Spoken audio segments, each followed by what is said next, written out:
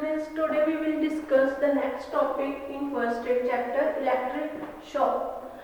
Electric shock happens when a person comes in contact with the defective electrical instruments like naked electrical wires or device or atmospheric electricity as in lightning. जो electrical जो shock है वो तब कब होता है जब हम लोग जो नेक्ड वायर्स हैं उनको उनके कांटेक्ट में आते हैं, या फिर जो डिफेक्टिव जो इलेक्ट्रिकल इंस्ट्रूमेंट्स हैं इक्विपमेंट्स हैं उनके कांटेक्ट में आने से। नेक्स्ट जो एटमॉस्फेरिक इलेक्ट्रिसिटी है एज इन लाइटनिंग, उसके जो कांटेक्ट में आने से जो है वो इलेक्ट्रिक शॉक जो है वो अक्कर होते हैं। Next the extent of tissue damage, जो इलेक्ट्रिक शॉक है उससे जो हमारे tissue damage may vary with the type and strength of the current and length of the contact. In the case of DC means direct जो current है, जो direct current जो पास होता है शॉक होता है, the patient remains struck to the source of the electricity until the current is broken down. अगर directly जो current हमारा जो शॉक लग रहा है अगर हम उसको ब्रेक डाउन कर दें तो वो हम उससे ज़्यादा जो डैमेज हमारी बॉडी के होने से बच सकते हैं। Hence the damage is large. अगर हम उस करंट को ब्रेक डाउन नहीं कर पाते तो उससे हमारी जो बॉडी उसको ज़्यादा प्रॉब्लम क्रिएट होती है। AC का मीनिंग है अल्टरनेट करंट, इसमें जो DC है डायरेक्ट करंट,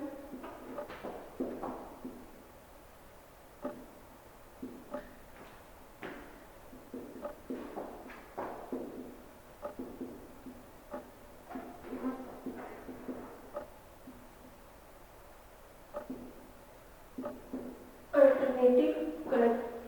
जो हमारा इलेक्ट्रिक शॉक का अल्टरनेटिव करंट है, shock the patient is thrown away from the source of electricity and the damage is less, but there may be physically injury. इससे क्या होता है जो फिजिकली इंजरी के चांसेस ज़्यादा हो जाते हैं।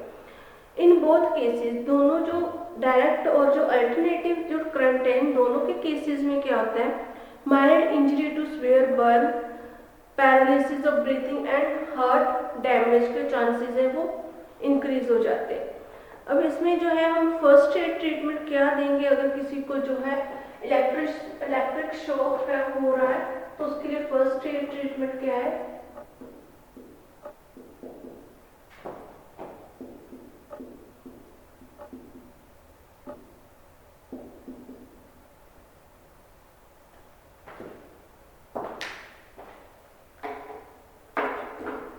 पहले तो फर्स्ट वन है switch off the electric current and remove the plug from the socket. जो हमें मेन जो स्विच ऑफ कर देना चाहिए जो इलेक्ट्रिक करंट जहाँ से पास होता है और उसमें से जो प्लग है सॉकेट में से वो रिमूव करना चाहिए। Second, separate the victim from the source of current with a long wooden stick, या फिर हमें जो लकड़ी की स्टिक है कोई भी लकड़ी या वुडन की स्टिक है उस वहाँ से जो सोर्स ऑफ करंट है वहाँ पर हमें उससे अटैक करना चाहिए ताकि जो है वो जो करंट है वो जो विक्टिम है उसको ज़्यादा करंट ना लगे, उससे ब्रेक डाउन हो सके। थर्ड है इफ नेसेसरी, अगर आर्टिफिशियल रेस्पिरेशन एंड कार्डियक जो है मसाज की नेसेसरी है तो वहाँ पर जो है पेशेंट को हमें आर्टिफिशियल रेस्पिरेशन प्रोवाइड करनी चाहिए और जो कार्डियक मसाज है वो प्रोवाइड करवानी चाहिए। नेक्स्ट है if need arise shift the patient to the hospital. Need के अकॉर्डिंग हमें जो पेशेंट है उसको हॉस्पिटल में एडमिट करवाना चाहिए। Keep his body warm bye covering with the blanket. जो पेशेंट की बॉडी है उसको ब्लैंकेट के साथ कवर करना चाहिए वार्म करने के लिए। Treat shock if present and treat burn. जो उसके बर्न्स हुए शॉक के कारण उन बर्न्स को हमें आइस कोल्ड आइस लगाकर उसको अप्लाई करना चाहिए और उनको ट्रीट करना चाहिए। नेक्स्ट जो हमारा टॉपिक है वो है पॉइजनिंग।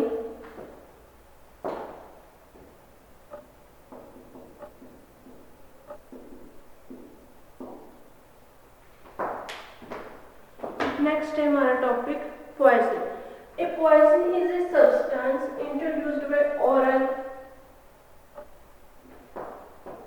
जो हमारा पॉइजनिंग एक ऐसे पॉइजन सब्सटेंस जो हम ऑरली भी ले सकते हैं, इनहेल भी कर सकते हैं उसको, एंड जो बाइट करने के बाद भी हमारी बॉडी में पॉइजन जा सकता है।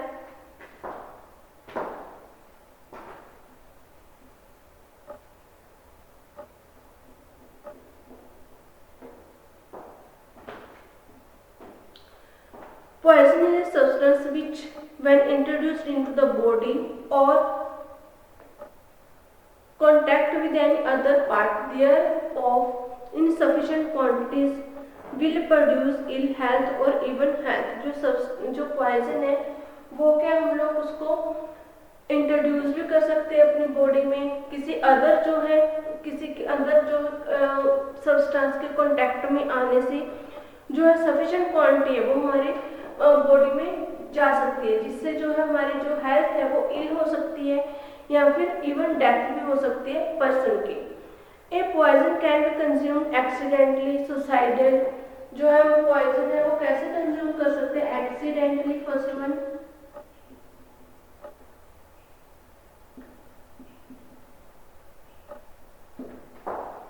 सुसाइड, सुसाइड कमिट करते टाइम भी हम लोग क्या जो ह्यूमन बींग्स है वो लोग जिन्होंने सुसाइड कमिट करते हैं वो यूज करते हैं पॉइजन का, या फिर जो एक्सीडेंटली भी जो हमारी बॉडी में जो पॉइजन है वो एंटर हो सकती है। सम ऑफ द पॉइजन इंक्लूड, जो पॉइजन है वो कौन कौन से पॉइजन है, जैसे arsenic, salt of arsenic, bismuth, copper, gold and other heavy metals, copper and gold and other जो heavy metals में कौन कौन सी poisons आ जाती है उसमें, जैसे एग्जांपल है हमारी phosphorus, chlorine, bromine, iodine, strong iodine। इसको हम ऐसे लिख लेते हैं other poisons के substance। फर्स्ट वन है हमारे पास salts,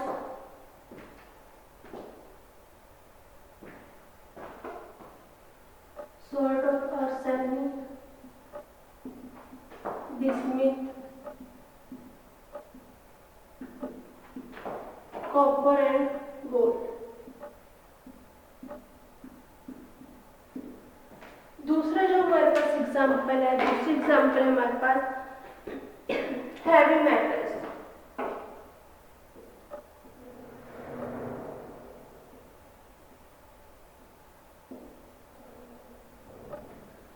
हैवी मेटल में हमारे पास एग्जांपल्स आ गए क्लोरीन, फॉस्फोरस,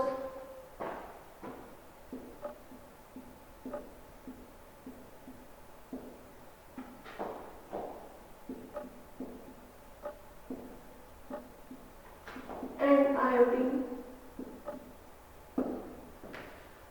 थर्ड वन है स्ट्रॉन्ग एसिड एंड अल्कलाइज।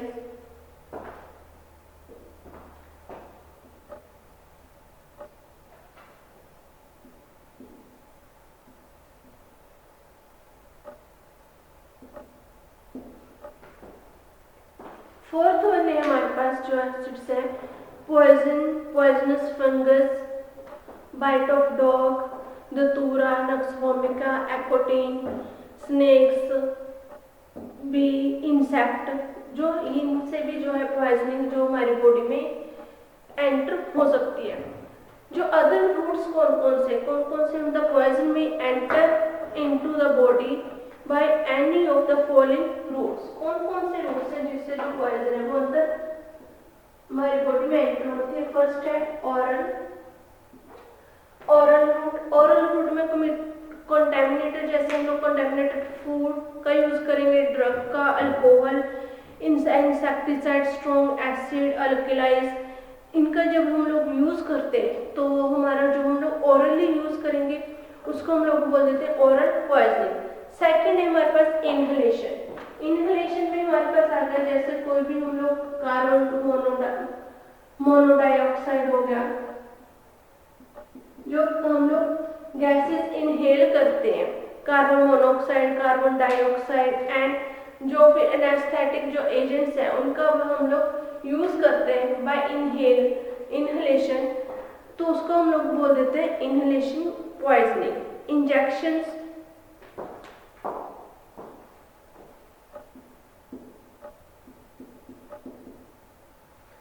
इंजेक्शंस में हमारे पास आगे जैसे narcotics, sedative and toxic agents हैं जो उनका अगर हम IM IV जो यूज करेंगे इंजेक्शंस की फॉर्म में तो वो होगी हमारे पास इंजेक्शन पॉइजनिंग। नेक्स्ट है स्किन,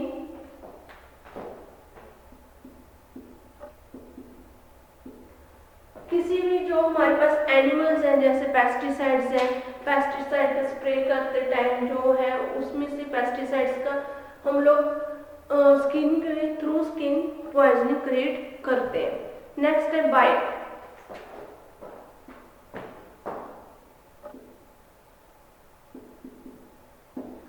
डॉग के बाइट करने से, स्नेक के बाइट करने से या फिर जो अदर एनिमल्स है बी, वेस्प, उनके बाइट करने से जो पॉइजन हमारी बॉडी में एंटर होती है उसको हम बोल देते हैं बाइट्स की कैटेगरी में फॉर्म में हम लोग इंक्लूड करते हैं। नेक्स्ट इसमें प्रिवेंटिव मेजर्स ऑफ पॉइजनिंग, जो पॉइजनिंग के प्रिवेंटिव मेजर्स हैं वो कौन कौन से हैं।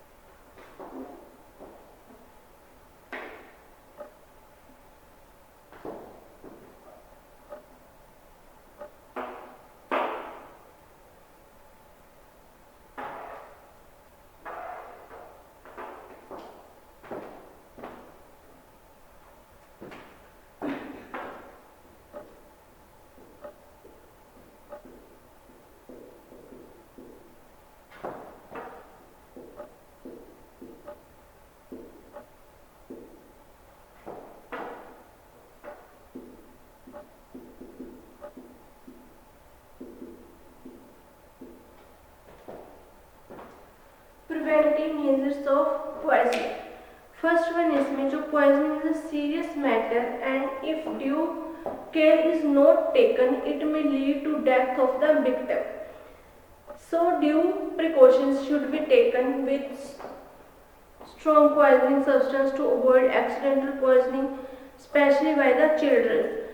फर्स्ट वन हमारे पास जो प्रिकॉशंस है, फर्स्ट है always keep drugs under lock and की और beyond the reach of children. जो हमारे पास ड्रग्स हैं, जो हम लोग मेडिसिन लेते हैं, वो हमें क्या चिल्ड्रन से बचा कर रखनी चाहिए। उनको जहाँ पर उनका हाथ नहीं पहुँचता उस एरिया में या फिर लॉक की और लॉक के अंदर हमें जो अपने ड्रग्स को सेव करके रखना चाहिए। सेकंड है डू नॉट स्टोर द, जो मेडिसिन को लॉन्ग टाइम तक हमें स्टोर नहीं करके रखना चाहिए। एक्सपायर्ड ड्रग्स को हमें उसी टाइम डिस्कार्ड करना चाहिए। थर्ड वन है take proper precautions while storing and handling common poison substance, जैसे हम लोग घर में insecticides, pesticides, disinfectant and petroleum products का यूज करते हैं तो वो हम उनकी स्टोरेज और हैंडलिंग है वो प्रॉपर प्रिकॉशन से हमें उसको यूज करना है, उसको स्टोर करके रखना चाहिए ताकि वो जो अदर पर्सन है उसके कांटेक्ट में हाथ में वो पॉइजन ना आ सके। Do not take drugs in the dark, always read label of the container while taking the drug. जब भी हम लोगों को मेडिसिन लेनी है उससे पहले हमें उसके कंटेनर पे जो लेबलिंग है उसको रीड करना चाहिए, उसकी expiry date, manufacturing date, storage, ताकि हमें जो प्रॉपर ड्रग के बारे में इंफॉर्मेशन मिल सके। Do not put harmful liquids in bottles of cold drinks की बोतल में हमें हार्मफुल जो लिक्विड्स हैं उनको स्टोर नहीं करना चाहिए, जैसे फिनाइल या फिर जो अदर जो हमारे हार्मफुल लिक्विड्स होते हैं। बाय मिस्टेक जो चिल्ड्रंस हैं वो बाय मिस्टेक कोल्ड ड्रिंक समझकर उसको जो बच्चों को वो ड्रिंक भी कर सकते हैं जिससे उनकी डेथ हो सकती है चिल्ड्रंस की। यूज कुकिंग गैस केयरफुली, जो कुकिंग गैस है उसको केयरफुली यूज करना। गेट योर जो पेट्स हैं उनको इम्यूनाइज्ड, उनको इंजेक्शंस लगवाना ताकि वो जो रेबीज की इंजेक्शंस लगवाना जो पेट्स हैं ताकि जो हमारे जो पेट्स हैं उनसे हमें कोई भी पॉइजन का डेंजरस जो पॉइजन की जो भी इफेक्ट ना हो सके। नेक्स्ट है carefully destroy the empty container of poisonous substance, जो पॉइजनस सब्सटेंसेस के कंटेनर्स है, जैसे जो हम लोग एसिड क्लीन टाइल्स क्लीन करने के लिए यूज करते हैं, या फिर हम जो एसिड्स है, या फिर हम लोग जो अदर जो माउस और रैट वगैरह को किल करने के लिए जो मेडिसिन यूज करते हैं, या जो स्प्रे है उनको यूज करते हैं। उसके बाद जो सल्फाइड्स की टैबलेट्स हम लोग यूज करते हैं, उनका जो कंटेनर्स हैं उनको दूर, घर से दूर कहीं फेंकना चाहिए, या फिर उनको वहाँ पर डिस्ट्रॉय कर देना चाहिए, जला देना चाहिए, जिससे जो बच्चों के कांटेक्ट में वो कंटेनर्स ना आ सके।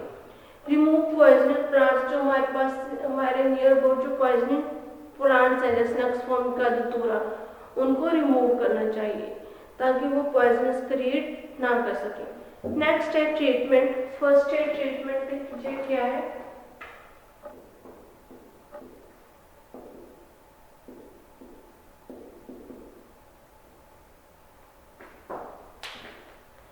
ट्रीटमेंट में हमारे पास if the person is conscious, अगर पर्सन होश में है तो हमें उससे पूछना चाहिए कि उसने ऐसी कौन सी चीज़ स्वेल की है, खाई है, या फिर कितनी क्वांटिटी में और किस टाइम उसने वो चीज़ स्वेल की है, ताकि हम लोग जो डॉक्टर्स को उसकी नॉलेज प्रोवाइड करवा सके, डॉक्टर को बता सके, और जो उसके बाद जो डॉक्टर उसका जो ट्रीटमेंट है वो स्टार्ट कर सके। Second, if there are empty containers, wrappers और drug link near the patient, collect and examine. अगर जो पेशेंट है, विक्टिम है, उसके पास कोई एम्प्टी कंटेनर है, कोई कंटेनर जहाँ रैपर्स गिरे हुए, हम उससे आइडेंटिफाई कर सकते हैं कि उसने कौन सा पॉइजनस सब्सटेंस लिया है, जिससे हमें उसके ट्रीटमेंट में हेल्प हो सकती है।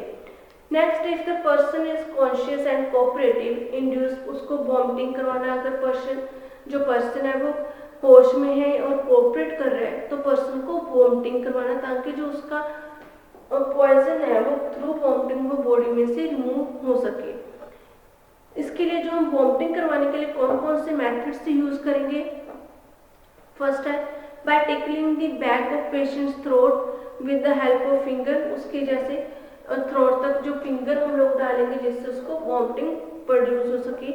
Second, administrating glass of warm water containing, हम लोग गर्म पानी में लेकर उसमें जो कुकिंग सॉल्ट होता है, नमक, उसको डालकर मिक्सचर बना के पेशेंट को देंगे ताकि जो उसमें जो वॉमिटिंग्स वो कर सके। नेक्स्ट, थर्ड मेथड है हम इपिकक जो सिरप है, इपिकक जो सिरप से उसको एडमिनिस्टर कराएंगे पेशेंट को वॉमिटिंग प्रोड्यूस करवाने के लिए, जिससे जो vomiting material should be preserve for chemical analysis, जिससे हम लोग उसकी जो केमिकल एनालिसिस कर सके। नेक्स्ट है if the patient is unconsciousness, अगर पेशेंट बेहोश है, अनकॉन्शियसनेस है, तो हम उसको to have consume strong acid और alkali, they do not induce vomiting because there are corrosive poisons and burn in the mouth and throat। अगर हम उसको कोई भी ऐसी स्ट्रॉन्ग एसिड या अल्कली नहीं देंगे जिससे उसके माउथ में बर्निंग हो सके। There is severe pain in the throat, उससे जो हम लोग अगर एसिड और अल्कली देंगे तो उससे उसके जो थ्रोट है उसमें सीवियर पेन, एब्डोमिनल में पेन, डिफिकल्टी हो सकती है उसकी ब्रीथिंग लेने में। इससे हमें in case the following first aid, जो अगर हमें पेशेंट होश में नहीं है तो उसके लिए क्या क्या मेथड्स यूज करने। First one, do not induce vomiting for strong acid and sulphuric acid, उसको हमें वॉमिटिंग नहीं करवानी चाहिए। जो स्ट्रॉन्ग एसिड्स हैं जैसे sulphuric acid, hydrochloric acid, chalk powder, इनका यूज करना चाहिए। जो स्ट्रॉन्ग अल्कलाइज हैं like sodium hydroxide, potassium hydroxide, vinegar और बटर मिल्क, इनका यूज करना चाहिए। या फिर जो पेशेंट्स को घी, ऑयल और ग्लिसरीन, जो उसका बर्नट माउथ में बर्न हो रहा है एरिया, वहाँ पर हमें ये जो है घी, ऑयल और ग्लिसरीन अप्लाई करना चाहिए ताकि जो पेशेंट उसको कुछ रिलीफ फील हो सके। नेक्स्ट है फिफ्थ पॉइंट हमारे पास वॉमिटिंग एंड गैस्ट्रिक लीवेज के बाद give the patient milk, T and coffee, egg, albumin hourly. जो पेशेंट है उसको हमें एग, एल्ब्यूमिन, कॉफी, मिल्क और टी देना चाहिए। In the case of gases poisoning के केस में जैसे like smoke, carbon monoxide, carbon dioxide, अगर कोई गैसेस से पॉइजनिंग हो रही है, उस केस में हमें क्या पेशेंट को कैसे ट्रीट करना है। फर्स्ट एड, तो फर्स्टली जो पेशेंट को उस एरिया में से रिमूव करा के अदर प्लेस में लेके जाना है जहाँ पर कोई भी गैस जो है वो फील्ड नहीं है, फ्रेश एयर में लेके जाना। सेकंड, उससे जो क्राउडिंग है उसके पास उसको अवॉइड करना एंड पेशेंट को फ्रेश एयर में बैठाना। नेक्स्ट, उसका जो क्लोथ्स है उसको लूज कर देना ताकि उसको जो ब्रीथिंग है वो इजीली ब्रीथ ले सके। नेक्स्ट वन है उसको जो आर्टिफिशियली रेस्पिरेशन है वो प्रोवाइड कराना अगर उसको ब्रीथिंग में प्रॉब्लम हो रही है। Next, if the condition is serious immediately shift to the hospital. If the poisoning through skin has occurred, wash an affected area with plenty with water and ask the patient to drink as much as water as he can. Next जो topic इसमें next जो point है उसमें क्या जो हमें antidote देना चाहिए पेशेंट्स को, जैसे charcoal, activated charcoal, milk of magnesia and strong T का बनाकर, जिससे जो पॉइजन है उसका इफेक्ट कम हो सके। If the symptoms are seriously shift, अगर सीरियसली सिम्टम्स हमें शो हो रहे तो हमें जो पेशेंट है उसको इमीडिएटली इमरजेंसी रूम में हॉस्पिटल में एडमिट करवाना है एंड इन्फॉर्म द पुलिस, और पुलिस को इन्फॉर्म करना है। नेक्स्ट है हमारे पास हार्ट डिजीज।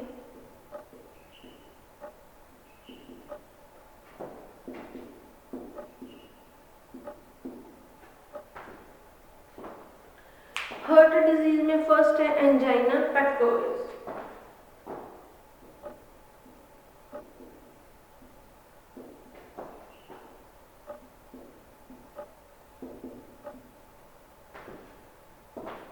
एंजाइना पेक्टोरिस में क्या है, इन दिस कंडीशन इसमें क्या होता है, chest pain in chest which is induced by exercise.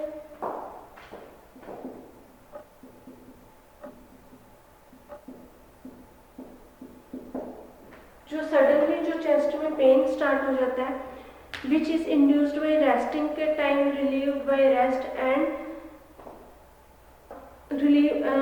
included by exercise and relieved by rest and may spread to the yaw and arms। ये जो pen है ये yaw और arms के साथ जो है इस एरिया में भी स्प्रेड हो जाते हैं। And angina pectoris occur when there is, कब हमारे जो बॉडी में एंजाइना पेक्टोरिस होता है, जब हमारी बॉडी में ब्लड की जो सप्लाई है वो लेस हो, कम होने लग जाए। It's serve by coronary arteries. This may be associated by excretion, emotion, exposure of cold and overeating के टाइम ये हमारी जो ब्लड सप्लाई वो कम हो जाती है, जिससे हमें जो पेन होने लग जाता है चेस्ट में। इसके लिए फर्स्ट एड क्या क्या है, फर्स्टली जो पेशेंट है उसको कंप्लीटली रेस्ट,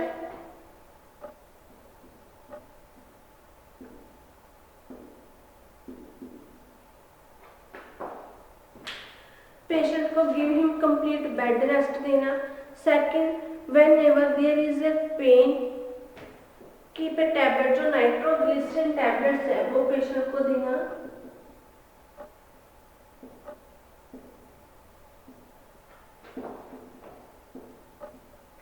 जो सब लिक्विड टैबलेट्स हैं nitroglycerin tablet under his tongue, they have to dilate the coronary arteries and improve the blood supply. इस मेडिसिन से जो पेशेंट्स की है वो ब्लड सप्लाई इंप्रूव हो सकती है। And ask the patient not to indulge in laboratories work, overweight should be reduce, overweight है जो उसको रिड्यूस करना। नेक्स्ट है in severe cases his bedroom should be one of the, एक तो उसका जो बेडरूम वगैरह उसको ग्राउंड फ्लोर पे लेके ना, ताकि जो उसकी जो ज़्यादा उसको क्रिएट दिक्कत ना हो। एंड कोरोनरी आर्टरीज अगर ब्लॉक्ड हो गई है पेशेंट्स की तो उसको बाईपास सर्जरी है वो करवाने के लिए सुजेस्ट करना। नेक्स्ट है हमारे पास acute myocardial infraction.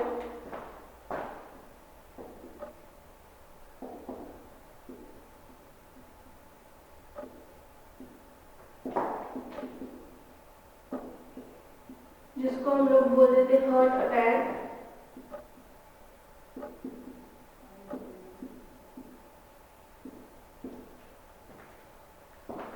Heart attack क्या है, ये इसको अदर नेम है मायोकार्डियल इन्फेक्शन का heart attack. It is one of the greatest and most जो important medical emergencies which should be treated properly, otherwise the life of the patient in danger.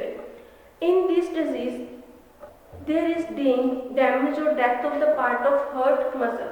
इसमें जो होता है, जो हार्ट के muscles हैं वो डैमेज या फिर डेड हो जाते हैं। डैमेज और death of A part of heart muscles.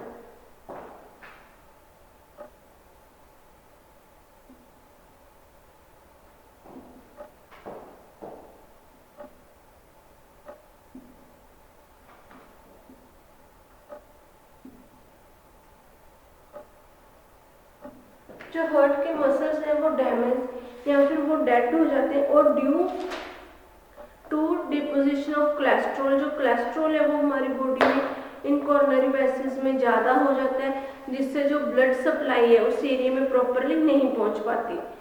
Acute myocardial infection generally occur in middle age and obese persons persons जो डाइट में ज़्यादा फैटी फूड्स लेते हैं उनमें, या जिनको जो ड्रिंकर्स हैं, क्रॉनिक स्मोकर्स हैं, उनमें ये जो मायोकार्डियल इन्फेक्शन के चांसेस ज़्यादा हो जाते हैं।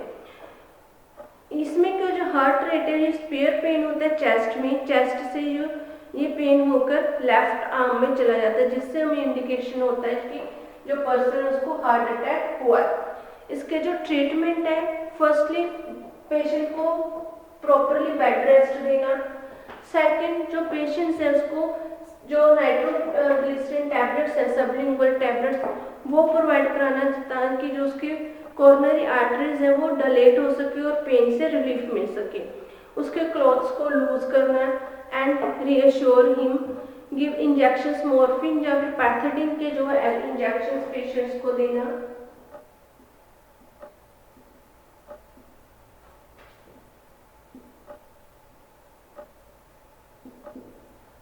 मॉर्फिन और पैथेडिन के इंजेक्शंस प्रोवाइड कराना ताकि जो उसको पेशेंट्स को रिलीफ, पेन से रिलीफ मिल सके। ऑक्सीजन प्रोवाइड करवाना, if oxygen is available administrate it. Then if cardioactive drugs digoxin, lidocaine are available administered immediately. Next, arrange the shift the patients to the hospital emergency room as early as possible. उसे emergency में shift करवाना patient को। And do not patient को walk ना करने देना to emergency room, but carry him on the stretcher and wheel chair. उसको walk नहीं करने देना, बट उसके लिए व्हील चेयर और स्ट्रेचर्स है उसका हम लोग यूज कर सकते हैं। ये टॉपिक हमारा यही फिनिश हो गया। नेक्स्ट लेक्चर में हम लोग नेक्स्ट टॉपिक डिस्कस करेंगे। Thank you.